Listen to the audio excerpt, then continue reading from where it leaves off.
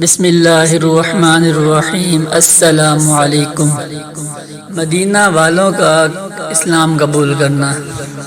11 نبوی 620 عیسوی حج کے موقع پر نبی کریم صلی اللہ علیہ وسلم سیدنا ابو بکر اور سیدنا علی کے ہمراہ رات کی تاریکی میں مختلف قبائل عرب کو دعوت دے رہے تھے کہ اچانک یثرب کے 6 لوگوں سے ملاقات ہو گئی۔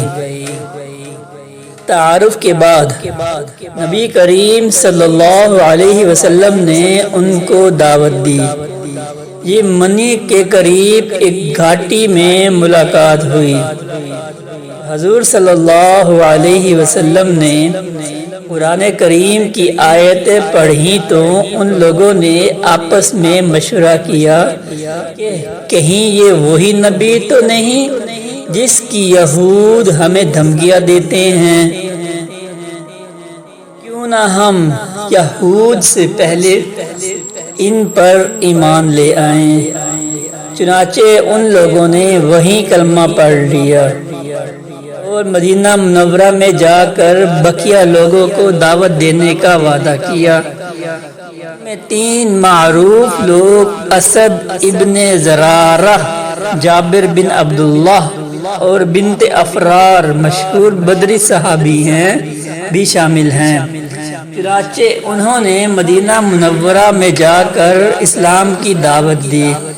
7 نئے لوگ مسلمان ہو کر آئے۔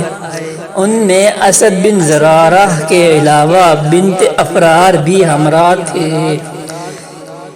یہ سب لوگ ایمان لا چکے تھے۔ منا سے مکہ مکرمہ کی طرف آتے ہوئے جنوب کی جانب ایک دشوار پہاڑی راستے میں نبی کریم صلی اللہ علیہ وسلم نے ان سے مشہور بیعت لی۔ اس بیعت کو بیعت عقبہ اولیٰ کہتے ہیں، جس کے الفاظ تقریباً یہ ہیں: شرک نہیں کریں گے، بدکاری نہیں کریں گے، ایک دوسرے کو قتل نہیں کریں گے، والدین کے ساتھ حسن سلوک کریں گے، اپنے بچوں کو نہیں ماریں گے، اور ان کے مطالبہ پر نبی کریم صلی اللہ علیہ وسلم نے ان کے ہمراہ مدینہ